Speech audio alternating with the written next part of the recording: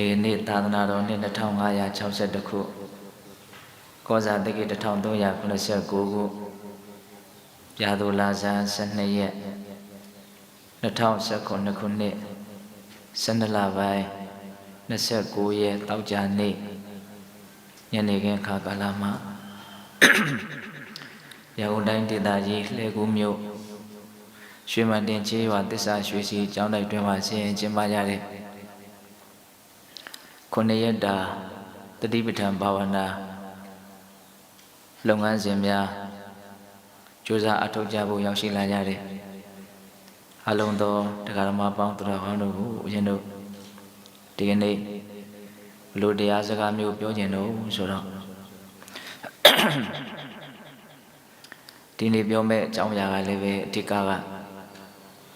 ဓမ္မပဒပါဠိတော်မှာပဲမှတ်တမ်းတင်ထားပါတယ်ဓမ္မပဒပါဠိတော်ထဲမှာဦးဇင်းတို့တဏှာလောဘနဲ့ပတ်သက်ပြီးတော့ဟောထားတဲ့ဂါထာလေးတွေကြီးစုထားတယ်တဏှာဝက်ဆိုတာရှိတယ်အဲ့ဒီထဲမှာလာတဲ့ဂါထာလေးကိုအခြေခံပြီးတော့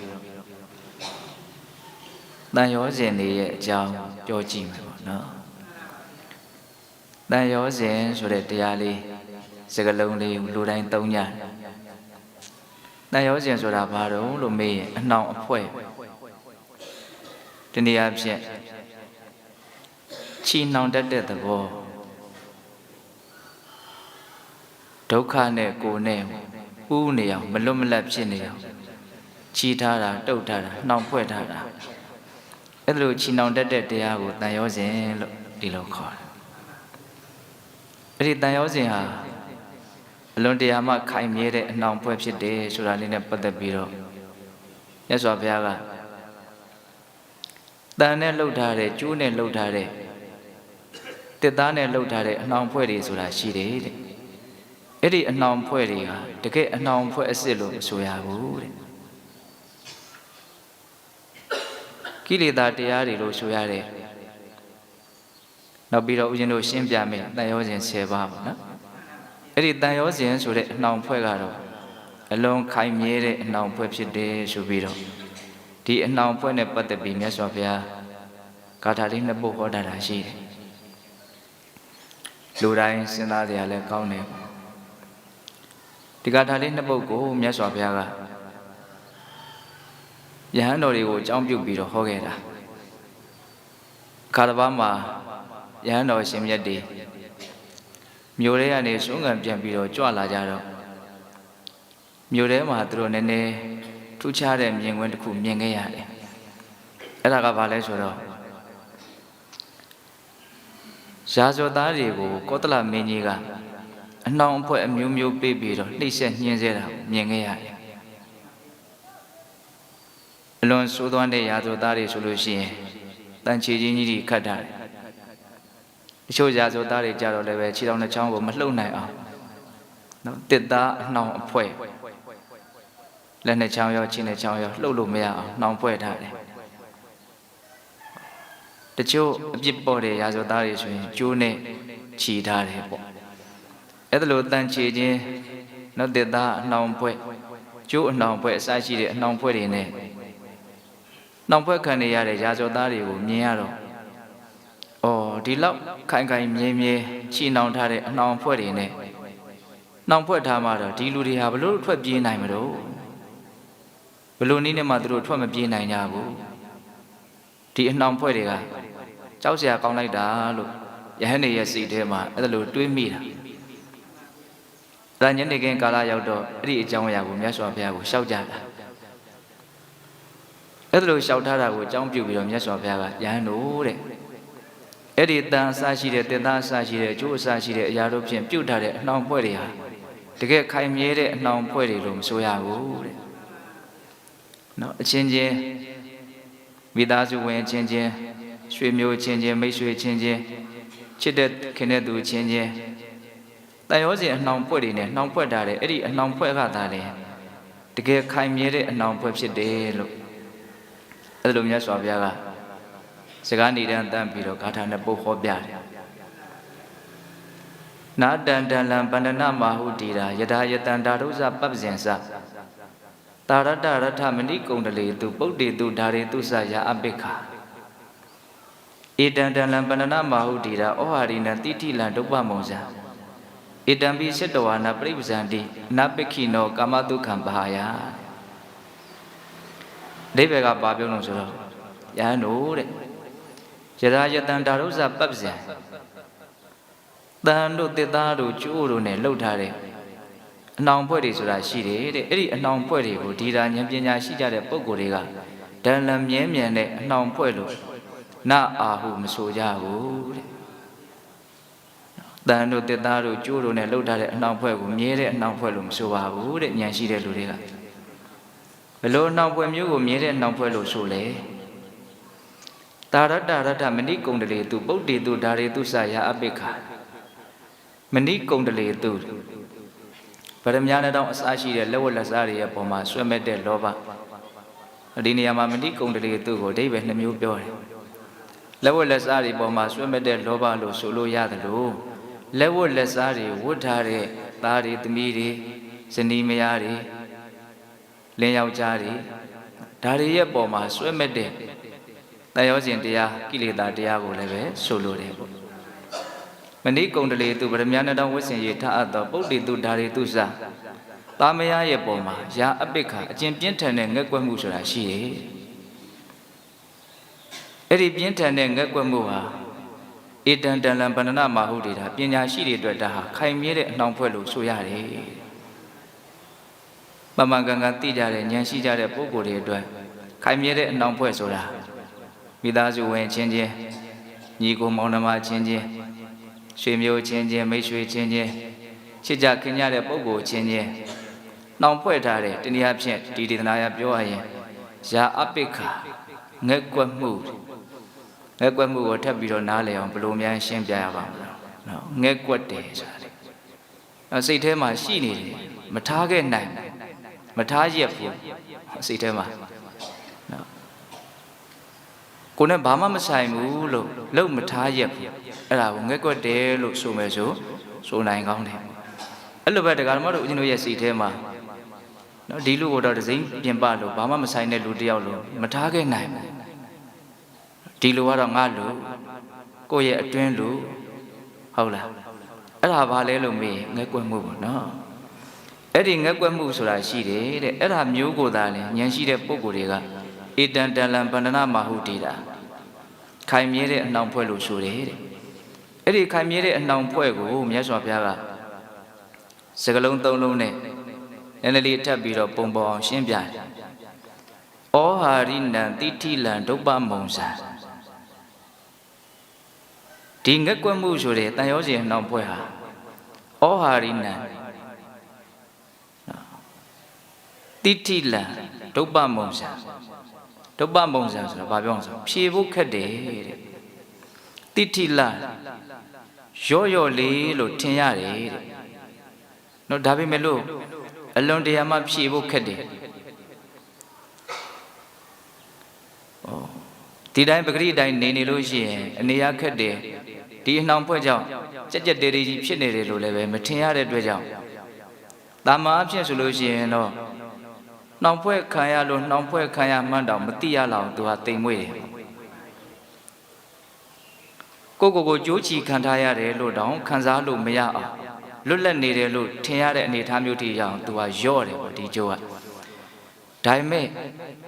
ဘလို့အနေအထားမျိုးမှာဒီကြိုးဟာခိုင်မာချီထားတယ်ဆိုတာကိုသိနိုင်တယ်လေဆိုရင်ယုံကြည်တဲ့အခါမျိုးမှာသိနိုင်တယ်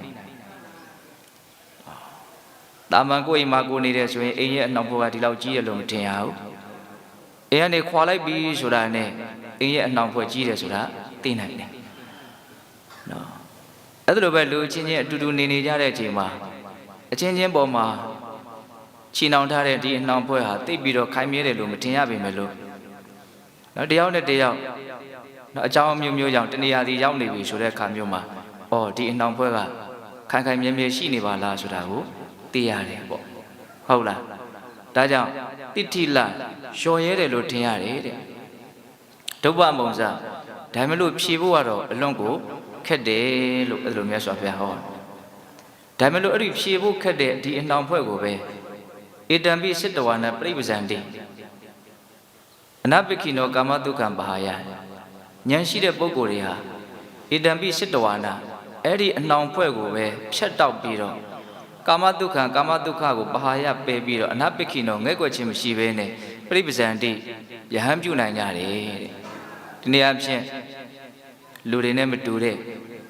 အသွင်ပြင်ရှိတဲ့မြင့်မြတ်တဲ့လုပ်ကိုမြင့်မြတ်တဲ့အလုပ်ကိုလုပ်ဖို့အတွက်အခွင့်အရေးအများကြီးတာတဲ့ယတိယဟန်ရဲ့ဘဝအဖြစ်ကိုကူးပြောင်းနိုင်ကြတယ်ဘယ်လိုလူမျိုးတွေကူးပြောင်းနိုင်တော့အဲ့ဒီအနှောင်ဖွဲ့ကိုဖြတ်တောက်ပြီးတော့ဖြတ်တောက်တယ်ဆိုတာကသမုဒ္ဒေရပဟာအဖြစ်ဖြတ်တောက်တဲ့အနေအထားမျိုးကိုတော့နော်ရာနှုန်းကြီးပြောလို့မရဘူးနော်အဲ့တော့ဒီဝက်ကလေးဝတ်သွားတာနဲ့တန်ရောစင်တွေအကုန်ပြတ်သွားတယ်ဆိုတာတော့မဖြစ်နိုင်ဘူးပေါ့နော်အဲ့တော့ဖြတ်တောက်တယ်ဆိုတာကဒါကဘယ်လိုပြောရမလဲတော့မဝိနိုင်တဲ့အနေအထားထိရောက်အောင်တင်းနေလောက်အောင်တော့မရှိဘူးလို့ဒီလိုသဘာဝကြကြပြောနိုင်တယ်ပေါ့နော်အိမ်ကနေခွာနိုင်တယ်ဆိုရင်မခွာနိုင်လောက်အောင်တင်းနေတာတော့မရှိဘူးပေါ့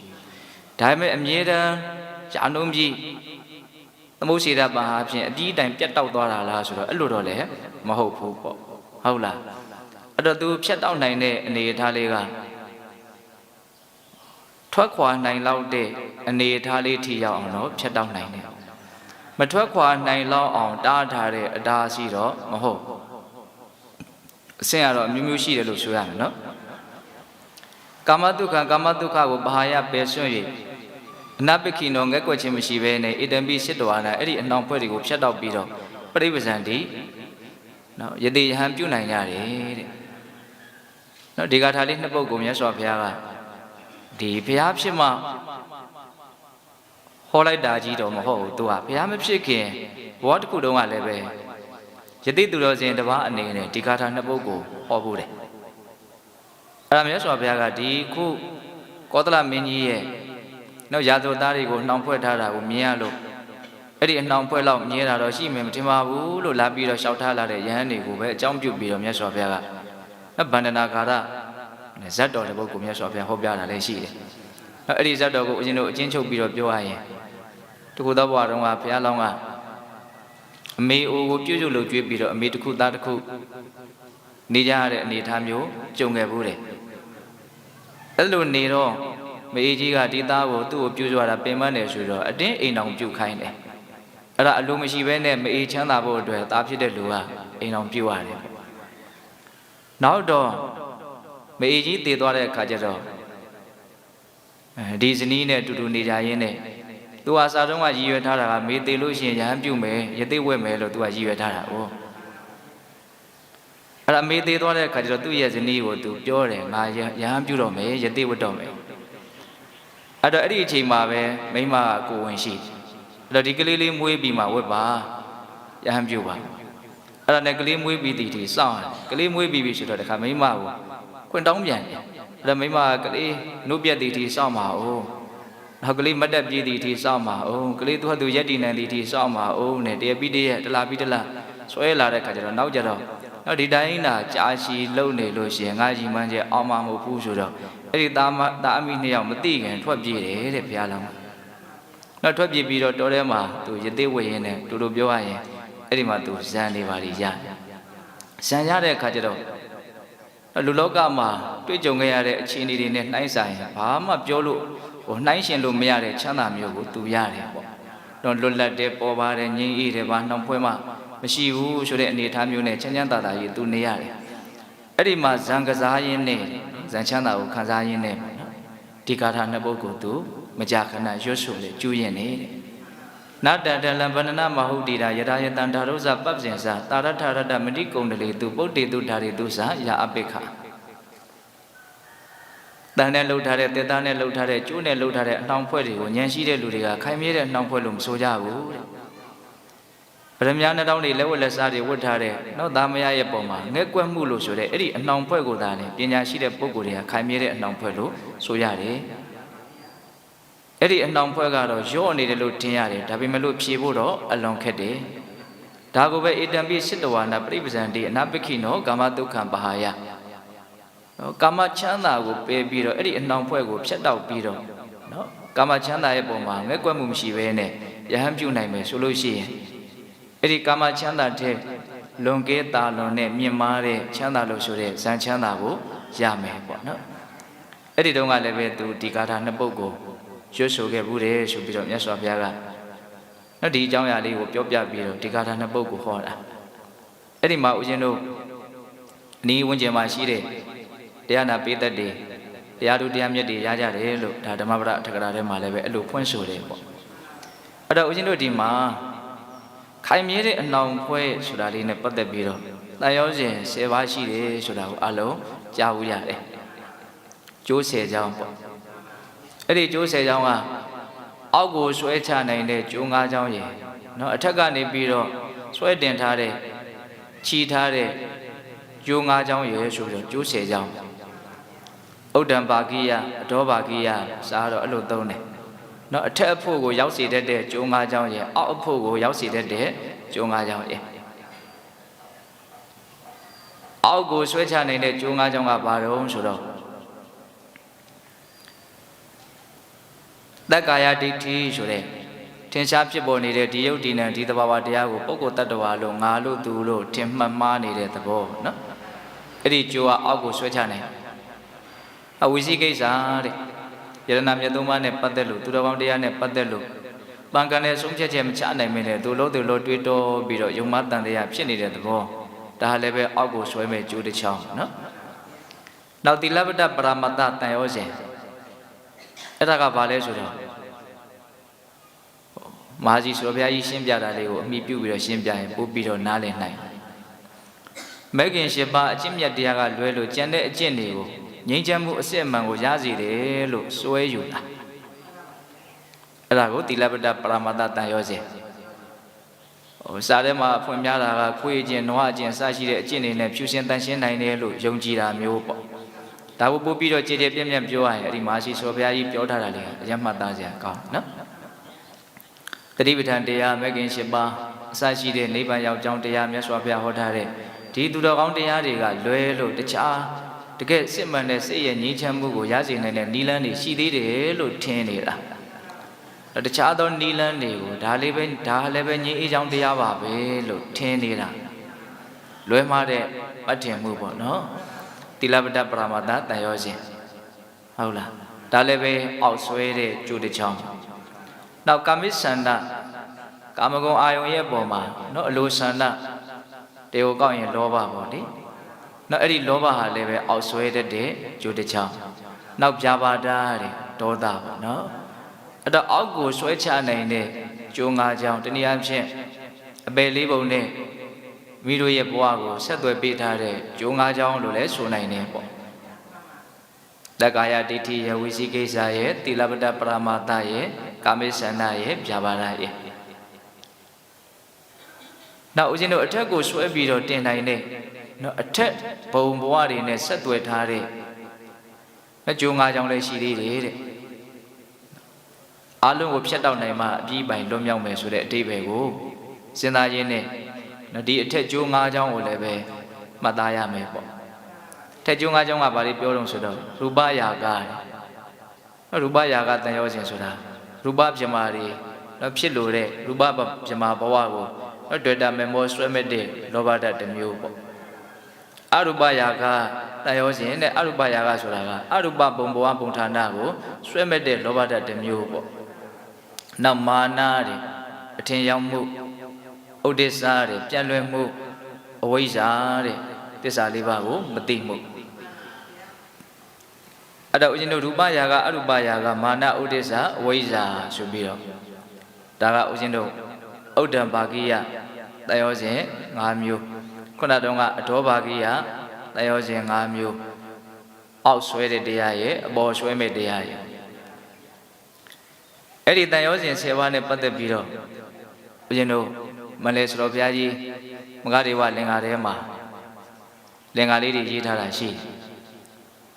ကိလေသာနဲ့ပတ်သက်ပြီးတော့ရေးတာတွေလည်းရှိတယ်နိဝရဏနဲ့ပတ်သက်ပြီးတော့ရေးတာလည်းရှိတယ်ဥပါဒနဲ့ပတ်သက်ပြီးတော့ရေးတာလည်းရှိတယ်အနုတ္တယနဲ့ပတ်သက်ပြီးတော့ရေးတာလည်းရှိတယ်ဦးဇင်းတို့တခါတောင်ဟောဖို့ပါသေးရဲ့အနုတ္တယသို့မဟုတ်ချောင်းနေသောယံသူအနုတ္တယနဲ့ပတ်သက်ပြီးတော့ဆိုရေးခဲ့တဲ့လင်္ကာလေးကိုအခြေခံပြီးတော့ဟောတာပေါ့နော်ခု ခုဒီမှာတန်ရောခြင်းနဲ့ပတ်သက်ပြီးတော့လည်းဆရာတော်ဘုရားကြီးကအလွန်တရာမှဉာဏ်ပညာကြီးမားကျေပြန့်တဲ့အတွက်ကြောင့်မှတ်သားစရာကောင်းရေးနိုင်တန်ရောခြင်းဟုဆယ်စဉ်ဓမ္မဤပါပကဘဝကူလီအတင်ကြီးနဲ့တင်ကြီးနေဝဖြစ်သည်များ၌မြဲလပတ်နှောင်ကျိုးတန်နှောင်တို့မချောင်ကျက်တင်ဖွဲ့ချပြင်း၍ခပင်ပြောသူနတ်လူတို့တို့ဖြစ်တိုင်းကိုယ်နဲ့ပုဂ္ဂိုလ်ဇံတို့များသူတို့ဝိစုအတွင်ကျင်လည်ခြင်းဖြင့်ဝိကင်းခြင်းရာမသွားတာခဲ့ပထမတစ်ပိုက်ကနော်တန်ရောစဉ်လို့ဆိုတဲ့ယုံညံ့တဲ့တရား10မျိုးရှိတယ်တဲ့အဲ့ဒီတရား10မျိုးကဒီဘဝကိုးပါးမှာဖြစ်သည်များတတ္တဝါတွေကိုနော်မြဲလှပတ်နှောင်ကျိုးတန်လှောင်တို့တန်ကျိုးနဲ့လောင်ဖွဲ့ထားသလိုချီပတ်ထားသလိုမချောင်ကျက်တင်းဖွဲ့ချီပြင်း၍မချောင်ကျက်တင်းဖွဲ့ချီပြင်း၍နော်စကလုံးသုံးလုံးတွေကအရင်မျက်စိထဲမှာထင်သာမြင်သာရှိတယ်ခပင်းပြောသူနဲ့လူတို့ဖြစ်တိုင်းကိုယ်နဲ့ပုဂ္ဂိုလ်ဇံတို့များသူတို့ဝိစုအတွင်ကျင်လည်ခြင်းဖြင့်ဝိကင်းခြင်းရာမသွားတာခဲ့အဲ့ဒီကျိုးဆယ်ကြောင်းနဲ့ချီခံထားရတဲ့အတွက်ကြောင့်ဒီသတ္တဝါတွေဟာနော်ဒီတန်တရားဝတ်တွင်းမှာပဲကျင်လည်နေကြရတယ်တဲ့တကယ်စစ်မှန်တဲ့ချမ်းသာနိဗ္ဗာန်တည်းရောက်အောင်သူတို့ဟာဟောက်ပြီးတော့မထွက်နိုင်ကြဘူးတဲ့ဒီကျိုးဆယ်ကြောင်းနဲ့ချီခံထားရတဲ့အတွက်ကြောင့်မလွတ်မလပ်ပဲနေကြရတယ်။တန်ရောစဉ်ဟုဆယ်စဉ်ဓမ္မဤပံပကဘဝကိုလီအတင်ကြီးနဲ့တင်ကြီးနေဝဖြစ်သည်များနဲ့ဒီနေ့မှာဘဝကိုလီဆိုတဲ့စကားလေးကိုလည်းပဲနားလည်ဖို့လိုတယ်ပေါ့နော်။တတ္တာဝါဒဘုံကိုဝါနဲ့လို့တချို့လည်းပဲဒီလိုကြက်မှတ်ထားတာလေးတွေရှိတယ်ဟုတ်လား။ဘဝတွေကိုမြတ်စွာဘုရားအမျိုးမျိုးပိုင်းပြီးတော့ပြတာတွေရှိတယ်။ကာမဘဝရူပဘဝအရူပဘဝလို့နော်ဘဝကို3မျိုးပိုင်းတာလည်းရှိတယ်နော်ဒီမှာတော့ဘဝကို9မျိုးပိုင်းခြားပြီးတော့ပြောတယ်ပေါ့အဲ့ဒါကဦးဇင်းတို့မြတ်စွာဘုရားဟောထားတဲ့ဒေသနာတော်တွေထဲမှာလည်းပဲများစွာပါပါတယ်တဘဝ9ပါးဆိုတာကဘာတွေကိုပြောတာတော့ကာမဘဝရူပဘဝအရူပဘဝလို့3ပါးကိုအခြေခံအရင်မှတ်ရကာမဘဝဆိုတာကအပေလေးပုံနဲ့လူဘဝနတ်ဘဝကိုကာမဘဝလို့မှတ်ရရူပဘဝဆိုတာကရူပဇမပြည်ဒါကိုရူပဘဝလို့မှတ်ရအရူပဘဝဆိုတာကရုပ်မရှိတဲ့အရူပဘဝကိုအရူပဘဝလို့အရူပဘဝမှာဖြစ်နေကြတဲ့ဇမတွေကိုအရူပဘဝနော်ရူပဘဝမှာဖြစ်နေကြတဲ့ဇမတွေကိုရူပဘဝကျန်တဲ့နတ်ပြည်ဇမနတ်ပြည်လူပြည်နော်အပေလေးဘဝမှာဖြစ်နေကြတဲ့တရားတွေကိုကာမဘဝလို့ကာမဘုံလို့ဒီလိုမှတ်ရတယ်ကာမရူပအရူပပြီးတော့ဗာလို့တင်ကြီးတဲ့အတင်ကြီးတဲ့နေဝတင်ကြီးနာတင်ကြီးနော်တင်ကြီးဘဝအတင်ကြီးဘဝနေဝတင်ကြီးနာတင်ကြီးဘဝတင်ကြီးဆိုတာဘာပြောအောင်ဆိုတင်ညာရှိတဲ့ဘဝကိုဒါမှမဟုတ်ဦးဇင်းတို့ရနေတဲ့ဘဝဟာအဲ့ဒီတဲကိုလည်းအကျုံးဝင်တယ်တင်ညာရှိကြတဲ့တရားဝါတွေပေါ့နော်နတ်တွေလည်းပဲဒါတင်ညာရှိကြတဲ့တရားဝါတွေမြမာတွေထဲမှာလည်းတင်ညာရှိတဲ့မြမာတွေရှိရနော်အဲ့တော့အတင်ကြီးဆိုတာတင်ညာမရှိတဲ့ဘုံဘဝကိုပြောတာတတ္တဝါတွေနေထိုင်ရဘဝကိုပြောတာအတင်ကြီး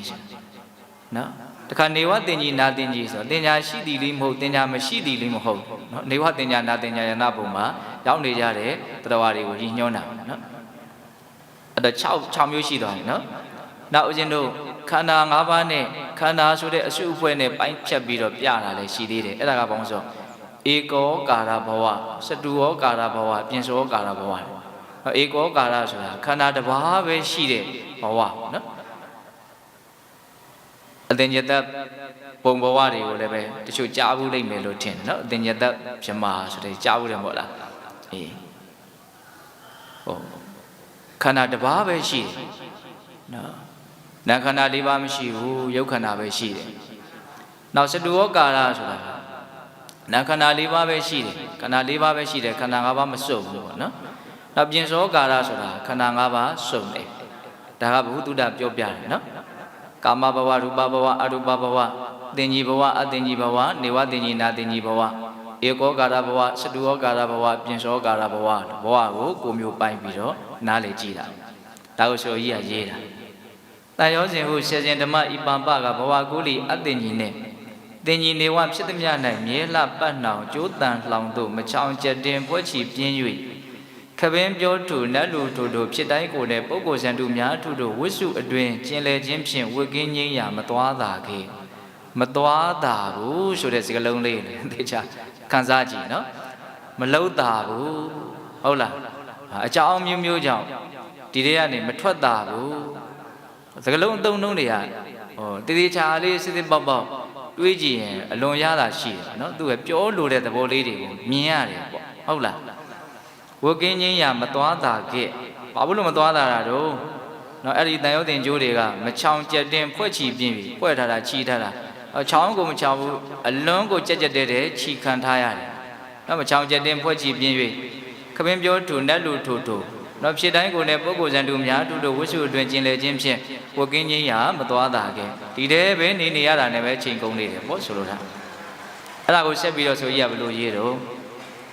ဝိစုအတွင်ကျင်လေခြင်းဖြင့်ဝကင်းချင်းရမသွားတာခဲ့ကာမရာဂဘဝစသည်တဲ့ဒါကတန်ရောစဉ်10ပါးကိုသူကအတူချုပ်လေးပဲပြောလိုက်တော့တယ်ကာမရာဂတန်ရောစဉ်ဘဝရာဂတန်ရောစဉ်ဟုတ်လားအဲ့ဒီတန်ရောစဉ်တွေဟာကာမရာဂဘဝစသည်လူတို့ပြည်ဝဲကြာကြီးမကတိမ်မွေ့လာတာအလွန်တိမ်မွေ့တဲ့ကြိုးမျိုးပေါ့တန်ရောစဉ်တရားကြာကြီးမကတိမ်မွေ့လာတာဒေဝဗန္ဒနာနတ်မနှမျိုးနတ်တို့ကျိုးထက်ထဘိုးလံကစစလွန်၍အပန္ဒရာဟရယ၌ဖွဲ့ထသိမ့်မွေချီနှောင်လေလေဒေဝဗန္ဒနာနတ်မနှမျိုးနတ်တို့ကျိုးတဲ့နတ်တည်းရဲ့ကျိုးတဲ့တောင်ခိုင်မြဲတယ်တဲ့အဲ့တော့ဒီနေ့မှာနတ်တည်းရဲ့ကျိုးဆိုတာနဲ့ပတ်သက်ပြီးတော့ကောင်းတဲ့ပေါ်လာတာလေးတစ်ခုတရားမင်းနဲ့အာဝရိန္ဒာနဲ့အတူတာနဲ့နော်ရန်သူတွေစစ်ဖြစ်ကြတယ်ဆိုတာကဒါမြတ်စွာဘုရားရဲ့ဟောပြောချက်ဒေသနာတွေကိုအခြေခံပြီးတော့လူသားတွေသိခွင့်ရတယ်ပေါ့နော်အဲ့မှာအတူရာတွေဘက်ကနော်ခေါင်းဆောင်နမင်းကြီးကနော်တရားမင်းရဲ့နတ်မိဖုရားသူစာရဲ့ဖခမဲတော်ပဲလေအဲ့တော့ပြောရင်တာကအဲ့ဒီဝိပဿိတိအတူရာနဲ့နော်တရားမင်းကတစ်ဖက်ခေါင်းဆောင်ပေါ့အဲ့ဒါတရားမင်းကလည်းတာဝရိတန်တတ်တွေကိုမှားထားတယ်တကယ်လို့တို့နိုင်လို့ရှိရင်အတူတာတို့ရဲ့ကောင်းဆောင်ဖြစ်တဲ့ဝိပဿိတိကိုနှောင်ဖွဲ့ပြီးတော့ငါးဒီကိုခေါ်ခဲ့ဝိပဿိတိကလည်းပြောထားတယ်တဲ့သူ့ရဲ့အတူရာတွေကိုတို့နိုင်လို့ရှိရင်ဒီတရားမင်းတာဝရိတန်တို့ရဲ့ကောင်းဆောင်တရားမင်းကိုအနှောင်ဖွဲ့လေပင်လေ၅ခုမြောက်ရှိတဲ့အနှောင်ဖွဲ့ကိုနှောင်ဖွဲ့ပြီးတော့ငါးဒီကိုခေါ်ခဲ့လို့အဲ့လိုချင်းချင်းမှားထားတယ်တဲ့အဲ့ဒါတစ်ချိန်မှကျတော့တိုက်ကြခိုက်ကြရင်းနဲ့တာဝရိတန်တွေကနိုင်နေတဲ့နိုင်တဲ့အခါကျတော့တာဝရိန္ဒာတွေကအဲ့ဒီဝိပဿိတိသူရိန်ကြီးကိုနှောင်ဖွဲ့ပြီးတော့တရားမင်းကြီးခေါ်သွားတယ်။ဟိုကျတော့တရားမင်းကသူ့ကိုနတ်တို့ရဲ့ကျိုးပေါ့နော်ဒါကစဉ်းစားတယ်လေးပြောတယ်သူ့ကိုနှောင်ဖွဲ့ထားတယ်။ခြေနဲ့ချောင်းလက်နဲ့ချောင်းလက်ပင်၅ခုအနှောင်ဖွဲ့ထားတယ်။အဲ့ဒီအနှောင်ဖွဲ့ကဘလောက်နူးညံ့သိမ့်မွေ့လဲဆိုရင်တဲ့အဲ့ဒီဝိပဿိတိသူရိန်ကြီးရဲ့စိတ်ထဲမှာဟောဒီတရားမင်းကအလွန်ယုံညံ့တဲ့လူအလွန်ယုံညံ့တဲ့နတ်ပဲဒါကြောင့်သူ့ကိုငါတိုက်ခိုက်တင်တယ်သူကမကောင်းဘူးလို့တရားမင်းကိုမကောင်းဘူးလို့စိုးတယ်လို့ထင်နေသမျှအဲ့ဒီအနှောင်ဖွဲ့ကလို့ကိုမလို့ဘူးတဲ့ကြက်ကြက်တဲတဲနေရတယ်။အော်တရားမင်းကမှန်ပါတယ်ငါကမှားတာလို့တရားမင်းကောင်းတယ်လို့မြင်တယ်အဲ့ဒီအနှောင်ဖွဲ့မရှိဘူးတဲ့။နှောင်ဖွဲ့လွတ်နေတယ်။သူ့စိတ်ထဲကပြောင်းလဲလိုက်တာနဲ့အနှောင်ဖွဲ့ကနော်လွတ်ချင်းမလွတ်ချင်းဖြစ်နေတယ်။ကောင်းတယ်လို့ထင်တာနဲ့အနှောင်ဖွဲ့လွတ်တယ်တရားမင်းမကောင်းဘူးလို့ထင်တာနဲ့အနှောင်ဖွဲ့ပြီးသားဖြစ်တယ်ဘလောက်နူးညံ့သိမ်မွေ့တဲ့အနှောင်ဖွဲ့တယ်နော်စိတ်ပေါ်မှာမူတည်ပြီးတော့ကိုဖြစ်နေတာတရားမင်းကောင်းတယ်လို့ထင်တာနဲ့လွတ်တယ်မကောင်းဘူးထင်တာနဲ့နှောင်ဖွဲ့ပြီးသားဖြစ်တယ်ကဲနော်အဲ့ဒါကိုစလိုကြီးကဒီမှာဒေဝဗန္ဒနာနတ်မနတ်မျိုးနတ်တို့ကျိုးထက်တဘိုးလံကဆဆလွန်၍အဲ့ဒီနတ်တွေရဲ့ကျိုးထက်အစာပေါင်းများစွာတာလွန်ပြီးတော့နူးညံ့တဲ့သိမ်မွေ့တယ်ခိုင်မြဲတယ်နော်ဒေဝဗန္ဒနာနတ်မနတ်မျိုးနတ်တို့ကျိုးတဲ့တဘိုးလံကဆဆလွန်၍အပန္ဒရာဟရယ၌ဖွက်ထသိမ်မွေချီနှောင်လေ့ရတယ်ဘယ်မှာချီထားတာတော့ဆိုတော့အော်ဒီဟရယဝတ္ထုမှာမီးနေတဲ့စိတ်ကိုချီထားတာတဲ့ကျိုးဆယ်ချောင်းနော်အပန္ဒရာဟရယ၌ဖွက်ထသိမ်မွေချီနှောင်လေ့ရမရွေ့စအားတဲ့ရွေ့လို့ကိုမရဘူးတဲ့သူ့ရဲ့စကားလုံးတစ်လုံးစီအတိပ္ပယ်ခက်စစ်ဖွင့်နေလို့ရှင်တရားပြီးမှာမဟုတ်ဘူးနော်အဗန္ဒရာဟရယ၌ဖွက်ထသိမ်မွေချီနှောင်လေ့လျက်မရွေစအားသားမယားနဲ့တိုင်းကားပြည်ရွာမကွာစနိုင်သက်ဆုံးတိုင်ဤတဲ့ဒီလိုနဲ့ပဲသိရတာပဲပေါ့အသက်ဆုံးထိနေသွားတာပဲပေါ့လက်ကင်မထိမျက်စိမထင်ကျိုးဆယ်မြင်ဖြင့်သို့တင်မပြတ်ဆဲခွေပတ်ပြီးတဲ့ကဲတရားရောက်စဉ်ကိုပြောပုံလေးနော်လက်နဲ့ကင်လို့လည်းမထိဘူးတဲ့ကင်လို့မရမျက်စိထဲမှာလည်းမထင်ဘူးတဲ့ကြည့်လို့လည်းမြင်ရတာမဟုတ်နော်လက်ကင်မထိမျက်စိမထင်ကျိုးဆယ်မြင်ဖြင့်ကျိုးဆယ်ကြောင်းသို့သည်မပြတ်ဆဲခွေပတ်ပြီးမလွတ်နိုင်ကြကိုဘဝဝင်ကိုဘဝထပ်ပြီးတော့လာပြန်ပြီနော် နိညာညင်းညူကြွကြွဆူနဲ့ညူညူဆူဆူဟင်းရဲဥရတီဥမချီထိုင်တီပြင်းပြပူတော့ကနဲ့ကြောင်းကြထိုးဤတဤဤလင်ကတိလင်ဒမဆုံးစအောင်ဒုက္ခလွန်ကဲချီနှောင်မြဲသည်ဆင်းရဲတပေပေနဲ့သာတမုံအဲ့လိုလေးဆုံးတတ်တယ်ကြပြရေးတဲ့နေရာမှာတော့နော်ဆရာတော်ကြီးကအတုမရှိလို့ပြောရမှာနော်အဲ့မဂဒေဝကျမ်းကြီးကိုနော်လေ့လာပြီးတော့ဖတ်ရှုတဲ့အလေးချင်းလှုပ်ကြည့်ဘယ်ပိုက်ကိုပဲဖတ်တချို့ဟာတွေတော့လည်းနားမလည်တာလေးတွေလည်းပါမယ်သူကပောရဏစကားတွေအဲ့တချို့စကလုံးတွေဝါတာတွေကြတော့နားမလည်ဘူးဒါကြောင့်တချို့ဆိုလို့ရှိရင်အဲ့ဒီဥစ္စာကိုထပ်ပြီးတော့ဒါကိုအဓိပ္ပာယ်ဖွင့်ဆိုတဲ့ကျမ်းကိုရေးနိုင်ဖို့တိတ်မလွယ်ဘူးတချို့ထပ်ပြီးတော့ဖွင့်ရတာတွေလည်းရှိတယ်မဂဒေဝနော်အဲ့ဒါဒီမှာစတော်ကြီးရေးထားတဲ့ဒီတန်ရောစဉ်နဲ့ပတ်သက်တဲ့လင်္ကာလေးကတန်ရောစဉ်တရားရဲ့သဘောတဘာဝကိုနားလည်အောင်ကြိုးစားတဲ့နေရာမှာအထောက်အကူပြုတယ်ပေါ့တန်ရောစဉ်ကိုဆယ်စဉ်ဓမ္မဣပပကဘဝကုလိအတင်ကြီးနဲ့တင်ကြီးနေဝဖြစ်သည်များနဲ့မြဲလာပတ်နှောင်ကျိုးတန်လောင်သူမချောင်ကျက်တင်ဖွဲ့ချီပြင်း၍ခပင်းပြောတူနတ်လူတို့ဖြစ်တိုင်းကိုနဲ့ပုဂ္ဂိုလ်စံတို့များအထုတို့ဝိစုအတွင်ကျင်လေခြင်းဖြင့်ဝေကင်းခြင်းရမသွားတာကေကာမရာဂဘဝစသည်လူတို့ပြည်ဝဲကြာကြီးမကတိမ်မွေးလာသာဒေဝဗန္ဒနာနတ်မနှမျိုးနတ်တို့ကျိုးတဲ့တဘိုးလံကန်စစလွန်၍အပ္ပန္တရာဟရယ၌ဖွက်ထတိမ်မွေချီနှောင်လစ်လျက်မရွေစအားသားမယားနှင့်တိုင်းကားပြည်ရွာမကွာစနိုင်သက်ဆုံးတိုင်၏လက်ကင်မတိမျက်စိမထင်ကျိုးဆယ်မြင်မြင်သို့တင်မပြတ်ဆဲခွေပပြေးမလွတ်နိုင်ကြကိုဘဝဝဲနိညာညင်းညူကြွကြွဆူနှင့်ညူညူဆူဆူဟိဟဲဥ၍တီးဥမချိထိုင်တီပြင်းပြပူတော့ကနဲ့ကြောင်းကြထူဤတဤဤလျင်ကတိလင်ဒမဆုံးစအောင်ဒုက္ခလွန်ကဲချီနှောင်မြဲသည်ဆင်းရဲတပေပေနဲ့သာတမို့နော်ဒုက္ခတွေနဲ့ပဲအမြဲတမ်းပေးကြံနေတယ်ပေါ့နော်ကိုဘွားနော်ဘာလို့တော့ဒီနေရာကဘာလို့မလွတ်တာတော့လို့မေးရင်ကျိုးဆယ်ချောင်းကကိုချီထားလို့ဟုတ်လားဆက်ပြီးတော့ဦးဇင်းတို့ဘာပြောချင်တော့ဆိုတော့အဲ့ဒီကျိုးဆယ်ချောင်းထဲမှာဘယ်ကျိုးဟာဆိုးဆုံးလဲဘယ်ကျိုးကအဓိကအကျဆုံးလဲဆိုတာလေးကိုစဉ်းစားကြည့်ဖို့ဘယ်ကျိုးကအဆိုးဆုံးလဲလို့မေးရင်တက္ကာယဒိဋ္ဌိဆိုတဲ့ကျိုးဟာအဆိုးဆုံးပဲဘာဖြစ်လို့လဲဆိုလို့ရှိရင်ခိုင်မာတဲ့အကြောင်းပြချက်တစ်ခုပြကြည့်မယ်နော်အဲ့ဒီတက္ကာယဒိဋ္ဌိဆိုတဲ့ကျိုးကိုသာအပြည့်အသက်ဖြတ်တောက်နိုင်မယ်ဆိုလို့ရှိရင်ကျန်တဲ့ကျိုးတွေကအချိန်အနှင်းနဲ့အမြန်ဆိုလို့တေချာပေါက်ပြတ်ရမှာပဲသူမပြတ်သေးတဲ့မြတ်ကျန်တဲ့ကျိုးပြတ်ဖို့မျှော်လင့်ချက်မရှိဘူးသူပြတ်ပြီးပြီဆိုလို့ရှိရင်တော့ကျန်တဲ့ကျိုးတွေကတိတ်မကြဘူးအလွန်ဆုံးကာမဘုံဘဝ9ဘဝလောက်နေပြီးရင်အကုန်လုံးပြတ်တော့မှာဟုတ်လားဒါကြောင့်တက္ကာယဒိဋ္ဌိဆိုတဲ့ဒီကျိုးရဲ့သဘာဝကိုကောင်းကောင်းနားလည်အောင်ကြိုးစားရမယ်စောစောကလည်းပဲထိုင်းလျောက်ပြောခဲ့ပြီးသားဒီတက္ကာယဒိဋ္ဌိနဲ့ပတ်သက်တဲ့အဓိပ္ပာယ်ကလည်းပဲရသောအဖြစ်နားရည်ဝပြီးသားအကြောင်းအရာတစ်ခုပါနော်တက္ကာယဒိဋ္ဌိမူရင်းစကားလုံးပါဟုတ်လာ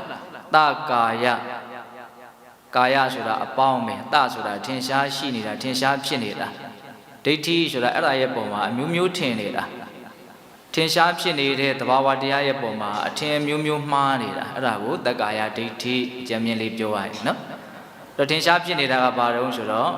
ရုပ်ဓာတ်နံဓာတ်သဘာဝတရားတွေပေါ့အကြောင်းအားလျော်စွာဖြစ်နေတာပဲအဲ့ဒါဇုံတယောက်ကဖန်ဆင်းလို့ဖြစ်နေတာတော့မဟုတ်ဘူးသူကသူအကြောင်းအကျိုးဆက်ဆက်ပြီးတော့ဖြစ်နေတာဟုတ်လားသူအကြောင်းအကျိုးဆက်ဆက်ပြီးတော့ဖြစ်နေတာဒါပဲတော့စပြီးတော့ဖြစ်တာတော့ဘာတော့ညာတော့တွေးဖို့ဆိုတာတော့အရန်ကိုညံမသိသိနိုင်တဲ့အနေအထားကိုရောက်မှာနော်ဟုတ်လားခုလုံးလုံးစေဒီယုတ်ဒီနံကိုကိုယ့်ရဲ့ညံနဲ့တိလို့ရတဲ့အနေအထားကိုဝေဖန်ကြည့်ပိုင်းဖြတ်ကြည့်အခုဖြစ်နေတဲ့သဘာဝတရားလေးတွေကဘာကြောင့်ဖြစ်လဲသူ့အရင်ကဖြစ်ခဲ့တဲ့ယုံနံကိုပဲအမိပြုတ်ပြီးတော့အကြောင်းပြုတ်ပြီးတော့ဖြစ်နေတာပဲခုကြားတယ်ဆိုတာနားမရှိဘဲနဲ့မကြားဘူးနော်အတမရှိဘဲနဲ့မကြားရဘူးနော်ဟုတ်တယ်မဟုတ်လားထပ်ပြီးတော့အကြောင်းအကျိုးဆင့်ပြီးတော့ဆက်ပြီးတော့ဖြစ်နေတယ်ဆိုတာအလွန်ထင်ရှားတယ်ဒီကြားတာကိုပဲအကြောင်းပြုပြီးတော့စကလုံးတွေကိုမျိုးမျိုးပုံဖော်မယ်စိတ်ထဲမှာအလုတ်လုံးမယ်မှတ်သားထားတဲ့သင်ညာတွေနဲ့ပေါင်းပြီးတော့အလုတ်လုံးမယ်ပေါ့နော်အဲ့မှာအဓိပ္ပာယ်ပေါ်လာပြီဆိုလို့ရှိရင်နားလည်မှုတစ်ခုရမယ်အဲ့ဒီနားလည်မှုကိုအခြေခံပြီးတော့ကောင်းတယ်ဆိုတယ်ခံစားမယ်အဲ့ဒီခံစားမှုကိုအခြေခံပြီးတော့ကောင်းရင်ကောင်းတယ်ထင်ရင်ကောင်းတယ်ထင်တယ်လို့တုံ့ပြန်မယ်မကောင်းမှုထင်ရင်မကောင်းမှုထင်တယ်လို့တုံ့ပြန်မယ်ဒီလိုသွားနေတာအဲ့ဒါတွေကဘယ်လိုလုပ်ဖြစ်နေတုံးဆိုတော့သူ့အကြောင်းကျိုးဆက်ပြီးတော့ဖြစ်နေတယ်ဆိုတာအလွန်ထင်ရှားတယ်တော့ဒီအချိန်မှာဒီလိုတရားစကားကိုနားထောင်မနေဘူးတဏှာမှာရောက်နေမယ်ဆိုရင်ဒီလိုယုံနံမျိုးဒီလိုအနေအထားမျိုးဒီလိုအတွေးမျိုးဒီလိုစိတ်ကူးမျိုးဒီလိုခံစားချက်မျိုးဖြစ်လာကြအကြောင်းမရှိဘူးအဲ့ဒီနေရာအဲ့ဒီအချိန်မှာအဲ့ဒီအကြောင်းတရားနဲ့နော်ဆက်ပြီးတော့အဲ့ဒီအကြောင်းတရားနဲ့နော်ဘယ်လိုပြောမလဲအဲ့ဒီအကြောင်းအားလျော်ဆိုတာဖြစ်နေမဲ့အကျိုးရလဒ်တွေပဲဖြစ်နေမယ်ဟုတ်တယ်မဟုတ်လားစဉ်းစားနော်ဒီဥစ္စာ အခုချိန်မှာတမင်းစားနေမယ်ဆိုလို့ရှိရင်အဲဒီတမင်းစားတာနဲ့ပတ်သက်တဲ့ဆက်ဆက်တဲ့အကြောင်းအကျိုးဆက်ဆက်ပြီးတော့ရုပ်တည်နေလေးဆက်ဖြစ်နေမှာပေါ့ခုတရားနာနေတဲ့အခါကျတော့တရားနာတာနဲ့ပတ်သက်ဆက်ဆက်တဲ့သဘာဝတရားတွေထပ်ပြီးတော့ဖြစ်နေမယ်ပေါ့ဒါတော့တယောက်နဲ့တယောက်ဖြစ်တာချင်းတူတယ်လို့တောင်မဆိုနိုင်ဘူးနော်ဟိုဒီစကားသံကိုကိုဘလို့အဓိပ္ပာယ်ဖော်မလဲကိုဘလို့နားလဲမလဲအဲ့ဒီမှာတယောက်နဲ့တယောက်ကွဲပြားသွားမယ်ပေါ့အဲ့ဒီနားလည်မှုကွဲပြားသွားတာကိုအကြောင်းပြုပြီးတော့ပြန်လဲတုံ့ပြန်မှုခံစားရမှုဘယ်လိုနည်းနဲ့မှတယောက်နဲ့တယောက်မတူနိုင်ဘူးဟုတ်ရဲ့လားအဲ့တော့ပြောချင်တာကဘာလဲဆိုတော့ဒီသဘာဝတရားတွေဟာသူ့ဟာသူအကြောင်းအကျိုးဆက်ဆက်ပြီးတော့ဖြစ်ပေါ်နေတာဘယ်တော့မှအစဖြစ်တာလဲဆိုတာကိုမစဉ်းစားနဲ့နော်အစကိုပြောလို့မရလောက်အောင်ရှည်လဲရလာပြီလို့မြတ်စွာဘုရားအဲ့လိုဟောခဲ့တယ်အနတ်မတ္တကောယံတန်တာဟောဒီတန်တရားရဲ့အစဆိုတာပြောလို့မရလောက်အောင်နော်ဉာဏ်ထဲမှာမထင်ရှားလောက်အောင်ရှည်လျားခဲ့လာပြီလို့ဒီလိုပြောတာဟုတ်လားအဲ့တော့ပြောချင်တာကဘာလဲတက္ကာယဒိဋ္ဌိကိုပြောချင်တာနော်ဒီထင်ရှားဖြစ်ပေါ်နေတဲ့သူ့အတူအကြောင်းအကျိုးဆက်ဆက်ပြီးတော့ဖြစ်ပေါ်နေတဲ့တက်တက်သဘာဝတရားအစုကိုဒကာဓမ္မတို့ဦးဇင်းတို့တွေကအမျိုးမျိုးထင်နေတယ်ဘလို့ထင်နေတော့ပုဂ္ဂိုလ်တ attva လို့ထင်တယ်ငါလို့ထင်တယ်သူလို့ထင်တယ်အဲ့ဒါနဲ့ပတ်သက်ဆက်ဆက်ပြီးတော့ငါဟာလို့ထင်တယ်သူဟာလို့ထင်မယ်ငါနဲ့ယဉ်နီးတဲ့လူလို့ထင်မယ်ငါနဲ့မယဉ်နီးတဲ့လူထင်မယ်မျိုးမျိုးပေါ့နော်မဆုံးနိုင်ဘူးတက္ကာယဒိဋ္ဌိကိုအခြေခံပြီးတော့ထက်ပြီးတော့လွဲသွားတာမှားသွားတာဒီအများကြီးမရှိဘူးလားတကယ်တမ်းကပြင်စဉ်းစားကြည့်တယ်ပေါ့နော်ဒီတက္ကာယဒိဋ္ဌိကိုအခြေခံပြီးတော့ပဲလောဘဒေါသတွေကပြင်းပြင်းထန်ထန်ဖြစ်ကြတာဒါကိုယ့်အကိုလေးမိသလောက်ညံလေးနဲ့တွေးကြည့်တာအကယ်၍တက္ကာယဒိဋ္ဌိသာမရှိဘူးဆိုလို့ရှိရင်လောဘဒေါသတွေကအဲ့လောက်ပြင်းထန်စရာအကြောင်းမရှိဘူးဩကိုတတ္တဝါလို့ထင်လို့သာလဲဆွဲမဲ့မှုကအကြီးအကျယ်ဖြစ်တာမကျေနပ်မှုကလည်းအကြီးအကျယ်ဖြစ်တာ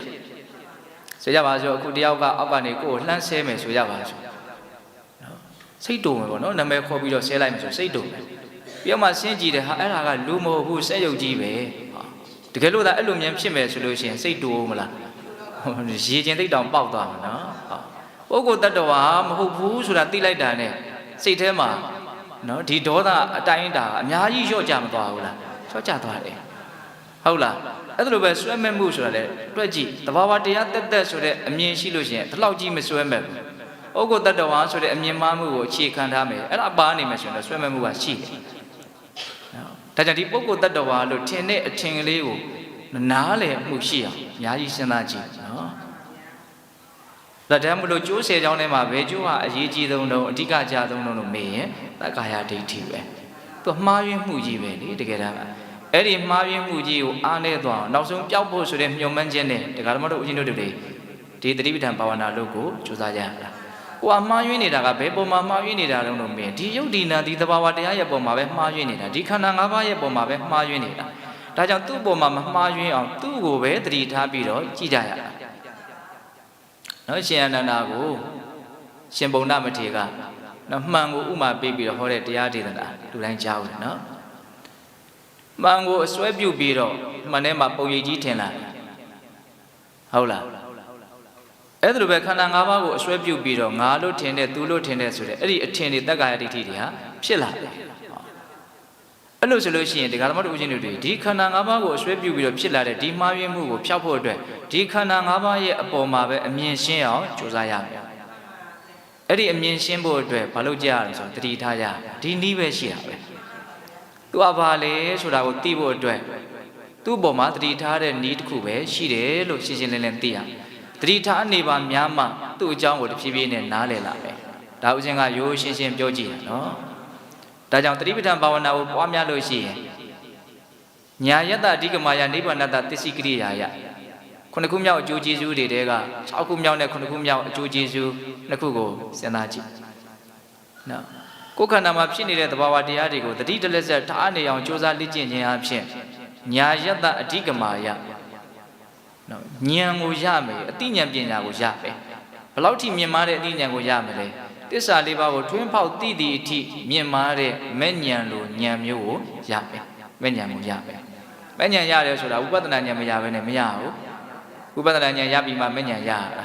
ဒါဝိပဿနာဉာဏ်ဆိုတာဘာလဲတာမန်မြင်ဦးမြင်စဉ်သိဦးသိတဲ့သိတဲ့အသိမဟုတ်ဘူးအမြင်မဟုတ်ဘူးတာမန်ဖြစ်တဲ့ဓမ္မတို့ဦးဇင်းတို့တွေကယုံ nant တွေကိုပုဂ္ဂိုလ်တ attva လို့သိတယ်နော်ယုံ nant တွေကိုခိုင်မြဲတယ်လို့လဲအဲ့လိုလဲမှားမှားယွင်းယွင်းသိနေကြသေးတယ်ဟုတ်တယ်ဒီလူကိုကြည့်လိုက်တယ်ကိုယ်ကိုလည်းကြည့်လိုက်တယ်ငကိုယ်တော့ကလူလိုပဲထင်နေတယ် မထင်ဘူးလားထင်တယ်နော်ပြောင်းလဲမှုကိုမြင်ကိုမမြင်ဘူးမနစ်တုန်းကလူပဲမိမွေးတရားစလူပဲဟုတ်တယ်ဒါငါအမိပဲဒါငါ तू ကမွေးထားတာတယောက်တည်းဒီတိုင်းခိုင်မြဲနေတယ်လို့ဆိုတဲ့အမြင်ကရှိကိုရှိနေတယ်ဟုတ်တယ်မဟုတ်လားဒါအတိတ်နဲ့ပတ်သက်ပြီးတော့လည်းပဲခိုင်မြဲတယ်လို့ထင်တယ်အနာကလည်းပဲမသိမချင်းတော့ငါဘဝလေးကဘလို့နေအောင်မလဲဒါခိုင်မြဲတဲ့အနေနဲ့ပဲတွေးတာပဲဟုတ်လားဒါကတာမန်မြင်တဲ့အမြင်ပေါ့နော်လောဝိပဿနာဆိုတာအဲ့လိုမြင်တဲ့အမြင်မဟုတ်ဘူးတဘာဝတရားတက်တဲ့ပုဂ္ဂိုလ်တ attva မဟုတ်တဲ့တဘာဝတရားတက်တဲ့အဲ့ဒါကလည်းပဲမခိုင်မြဲသောနော်အတိထက်ဖြစ်နေတဲ့သဘောနော်ဟိုတုန်းကယုံနာဟိုတုန်းကလူလို့မဆိုထားနဲ့ခုရင်လေးကဖြစ်ခဲ့တဲ့လူတော့မဟုတ်တော့ဘူးခုဟာကအတိဖြစ်နေပြီလို့အဲ့လိုသူမြင်တယ်ဟုတ်လားအဲ့ဒါလို့မတည်မြဲမှုကိုတကယ်ကိုပဲဒါငကိုတုန်းကမဟုတ်ဘူးအတိထက်ဖြစ်နေတဲ့သဘောပဲလို့တော့တကယ်သိမယ်ဆိုလို့ရှိရင်အဲ့ဒီအမြင်ဟာအလွန်တရာမှစိတ်ကိုငြိမ်းအေးစေမယ်အလွန်တရာမှအမြင်ကိုရှင်းလင်းစေမယ်အဲ့ဒီမြင်မျိုးကိုဒါဝိပဿနာဉာဏ်လို့ခေါ်မှာပေါ့နော်အဲ့ဒါကိုစဉ်ဆက်မပြတ်ရင့်ကျက်အောင်ပွားများခြင်းဖြင့်ဘဝဟာတကယ်တမ်းပြောမယ်ဆိုရင်ဆင်းရဲခြင်းတရားများတာဖြစ်တယ်လို့ဒုက္ခသစ္စာကိုပိုင်းနိုင်ပိုင်းခြားပြီးတော့သိမယ်ဆိုလို့ရှိရင်ဒီဒုက္ခသစ္စာရဲ့ပုံမှာဖြစ်နေတဲ့မှားယွင်းမှုတွေဆွဲမဲ့မှုတွေဟာသူ့ပိုင်းနဲ့သူအမြင့်ပြတ်ကုန်ခန်းသွားနိုင်တယ်အဲ့ဒါကိုမဲ့ညာပူညာအစဉ်ရတယ်လို့ဆိုနိုင်တယ်ပေါ့သစ္စာ၄ပါးကိုသိကြတာနော်သစ္စာ၄ပါးကိုဝိပဿနာဉာဏ်ကိုရင့်ကျက်စေရင်ဖြင့်သိကြရမှာဟုတ်လားအဲ့တော့အဲ့ဒီဝိပဿနာဉာဏ်ရင့်ကျက်ဖို့ဝိပဿနာဉာဏ်ကိုရဖို့ပုဂ္ဂိုလ်တ attva မဟုတ်ဘူးဆိုတာကိုသိဖို့မတည်မြဲဘူးဆိုတာကိုသိဖို့ကဘယ်နည်းနဲ့ပဲလုပ်ရမှာလဲလို့မေးရင်တတိထားတဲ့နည်းပဲရှိဘယ်ပုံမှာထားရမှာလဲလို့မေးရင်ကိုအထင်မှားမှုဖြစ်နေတဲ့ဒီယုတ်ဒီနာရဲ့ပုံမှာပဲတတိထားရဒါကြောင့်တရားဆိုတာပဲချင်းအားထုတ်ရမှာလဲလို့မေးရင်ဘယ်လိုပြောတော့အချိန်တိုင်းအားထုတ်ရမှာလိုချနေတဲ့အချိန်တိုင်းဟုတ်လားအချိန်တိုင်းအားထုတ်ရမှာအချိန်တိုင်းအားမထုတ်နိုင်ကြလို့တရားဓမ္မတို့ရောဥရှင်တို့ရောတော့တိတိရောက်ရောက်အတိညာပွင့်လင်းမှုမရှိတာဒါပဲကိုယ့်ရဲ့လိုအပ်ချက်ကတချို့ကထင်ကြတာလေနီးတွေကများအားနေနေလို့လားတချို့ကအဲ့ဒီနီးကိုအလွန်ပြောတယ်အယံဝန်းနေစရာကောင်းကိုကမြင်ထိရအောင်မလုပ်ဖဲနဲ့ဒီနီးကိုထိရအောင်လုပ်မကြည့်ပဲနဲ့ကိုချွေရင်ချက်ကိုမမြင်ဘူးဟုတ်လားအဲ့နီးရမြန်ဘလို့မြန်ဖြစ်လို့တော့ဟာဟိုဘုန်းကြီးဒီသွားမလို့ဒီဘုန်းကြီးဒီသွားမလို့ဟိုနီးနဲ့လုံးမကောင်းပါလို့ဒီနီးနဲ့လုံးမကောင်းပါလို့